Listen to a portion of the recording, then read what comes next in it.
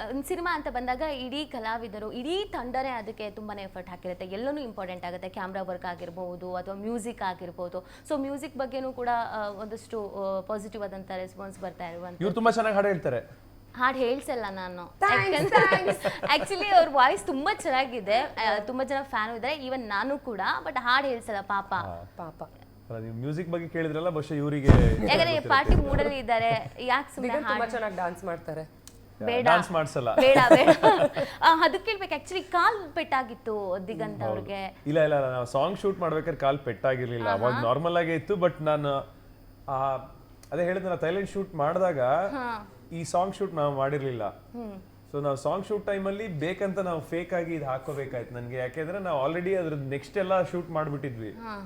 So ಇದು song shoot ಟೈಮಲ್ಲಿ ನಾನು ಮತ್ತೆ ಆರ್ಟಿಫಿಷಿಯಲ್ ಆಗಿ ತರಿಸಿ ಹಾಕೊಂಡು ಬಿಚ್ತಾ ಇದ್ದೆ ಶಾರ್ಟಿಗೆ. But that was okay. ಅದೊಂದ್ ಕಡೆ ನಿಮ್ಗೆ ವರ್ಕೌಟ್ ಆಗಿದೆ ಅನ್ಸುತ್ತಲ್ವಾ, ಕಾಲಿಗೆ ಪೆಟ್ಟಾಗಿದ್ದು? ಅದು ನೋಡಿ, ಅದೊಂದ್ರ ಕ್ಯಾರೆಕ್ಟರ್ ಆಡ್ ಆದಂಗೆ ಆಗಿದೆ. ಕರೆಕ್ಟ್. ತುಂಬಾ ಜನ ಟ್ರೈಲರ್ ನೋಡಿದಾಗ್ಲೂ ಹೇಳಿದ್ರು, ನಿಂಗೆ ನಿಜ ಏಟ್ ಆಗಿತ್ತಾ ಅಥವಾ ನೀನು ಸುಮ್ನೆ ಹಾಕೊಂಡು ಆತರ ಆಕ್ಟ್ ಮಾಡಿದ್ದ ಅಂದ್ರು. ಇಲ್ಲ ಗುರು, ಏಟ್ ಆಗಿತ್ತು, ಅದಕ್ಕೆ ಹಂಗ್ ಮಾಡಿಸಿದ್ರು ಅಂತ ಹೇಳಿದೆ. ಕಷ್ಟ ಆಯ್ತಾ ಆಕ್ಟಿಂಗ್ ಮಾಡೋದು? ತುಂಬಾ ಕಷ್ಟ ಆಯ್ತು. ಥೈಲ್ಯಾಂಡ್ ಅಂತೂ ಅದು ನನ್ಗೆ ಕಾಲ್ ಬೆಂಡ್ ಮಾಡಂಗೂ ಇಲ್ಲ, ಇಲ್ಲಿಂದ ಇಲ್ಲಿವರೆಗೆ ಹಾಕ್ಬಿಟ್ಟಿದ್ರು. ಆಯ್ತಾ, ಅದು ಫಸ್ಟ್ ಸೆಕೆಂಡ್ ವೀಕ್ ಏನೋ ಒಂದು 1 ಮಂತ್ ಹಂಗೆ ಇರ್ಬೇಕಾಗಿತ್ತು. ಸೊ ಅದು ಇನ್ನ ಇರಿಟೇಟಿಂಗ್. ಕಾಲ್ ಸ್ಟ್ರೇಟ್ ಆಗಿ ಇಟ್ಕೊಬೇಕು, ಬೆಂಡ್ ಮಾಡಂಗಿಲ್ಲ. ಆಮೇಲೆ ಥೈಲ್ಯಾಂಡ್ ತರ ಜಾಗದಲ್ಲಿ ಹ್ಯೂಮಿಡಿಟಿ ಜಾಸ್ತಿ, ಸ್ವೆಟ್ಟಿಂಗ್ ಆಗುತ್ತೆ. ಸ್ವೆಟ್ಟಿಂಗ್ ಆದ್ರೆ ನಿಮ್ಗೆ ಕೆರೆತ ಆಗುತ್ತೆ. ಸೊ ನಿಮ್ ಕೈ ರೀಚ್ ಆಗಲ್ಲ ಅಲ್ಲಿಗೆ, ಏನಾದ್ರು ಕಡ್ಡಿ. ಸೊ ಈ ತರದೆಲ್ಲ ಒಂದಷ್ಟು ಅನುಭವಿಸ್ಬಿಟ್ಟೆ. But really how you did it, full thank you. 100 marks to you. So ಯೋಗಿನೂ ಇದ್ರು, ಸೊ ಹೆಲ್ಪ್ ಆಗಿದೆ ಅನ್ಸುತ್ತೆ ಕಡ್ಡಿಗೆ. ಯಾ ಪಾಪ 2-3 ಸರಿ ಯೋಗಿ ಎಲ್ಲ ಎತ್ಕೊಂಡು ಹೋಗಿದ್ದಾರೆ. ನಾವು ಮರಳಲ್ಲೆಲ್ಲ ಶೂಟಿಂಗ್ ಇತ್ತು. ಮರಳಲ್ಲಿ ಕ್ರಚಸ್ ಸಿಗಾಕೊಂಡ್ಬಿಡುತ್ತೆ. ಸೊ ಅವ್ನು ಮರಳಲ್ಲಿ ಎಲ್ಲ ಪಾಪ ಯೋಗಿ ಎತ್ಕೊಂಡಿದ್ದಾನೆ. ಇನ್ನ ಒಂದಷ್ಟು ಜನ ನಮ್ಮ ಏಡಿಗಳೆಲ್ಲ ಎತ್ಕೊಂಡು ಹೋಗಿದ್ದಾರೆ ನನ್ನ. ಸೊ ಈ ತರ ಎಲ್ಲರೂ ಹೆಲ್ಪ್ ಮಾಡಿದ್ರು. ಅಚ್ಯುತಣ್ಣ ಇಡೀ ಸಿನಿಮಾದಲ್ಲಿ ವೀಲ್ ಚೇರ್ ಅಲ್ಲಿ ಇರ್ತಾರೆ. ಬಟ್ ಶಾರ್ಟ್ ಆದ ತಕ್ಷಣ ಅವ್ರು ಎದ್ದು ನನಗೆ ಕೂರ್ಸೋರು, ಶಿಫ್ಟ್ ಆಗ್ತಾ ಇದ್ರು. ಸೊ ಆ ತರದೆಲ್ಲ ಎಲ್ಲರೂ ಹೆಲ್ಪ್ ಮಾಡಿದ್ರು. ಓಕೆ, ಇಡೀ ಸಿನಿಮಾ ಟೀಮ್ ಬಗ್ಗೆ ಮಾತಾಡ್ತಾ ಇದ್ದೆ ನಾನು. ಕ್ಯಾಮ್ರಾ ವರ್ಕ್ ಬಗ್ಗೆ ಹೇಳ್ತಾ ಇದ್ದೆ, ಅಂದ್ರೆ ಮ್ಯೂಸಿಕ್ ಬಗ್ಗೆ ಹೇಳ್ತಿದ್ದೆ. ಹೇಗಿತ್ತು ಅರ್ಜುನ್ ರಾಮ್ ಅವರು ಮ್ಯೂಸಿಕ್ ಹೇಗಿತ್ತು ಅಂದ್ರೆ ಇಡೀ ಟೀಮ್ ದ ಎಫರ್ಟ್ ಅಂತೂ ಇದ್ದೇ ಇರುತ್ತೆ. ಅದ್ರಲ್ಲೂ ಎಲ್ಲದಕ್ಕೂ ಪಾಸಿಟಿವ್ ರಿವ್ಯೂ ಬರ್ತಾ ಇದೆ. ಟ್ರೇಲರ್ ಆಗಿರ್ಬೋದು, ಪೋಸ್ಟರ್ ಆಗಿರ್ಬೋದು, ಎಲ್ಲದಕ್ಕೂ. ಸೊ ಹೇಗಿತ್ತು ಅಂತ ವರ್ಕ್? ಮ್ಯೂಸಿಕ್ ಆಕ್ಚುಲಿ ನಾನು ಹೆಚ್ಚು ಕೇಳಿಲ್ಲ. ನಾವು ಎಲ್ಲ ಮುಗಿದ್ಮೇಲೂ ನಾವು ನೋಡಿಲ್ಲ.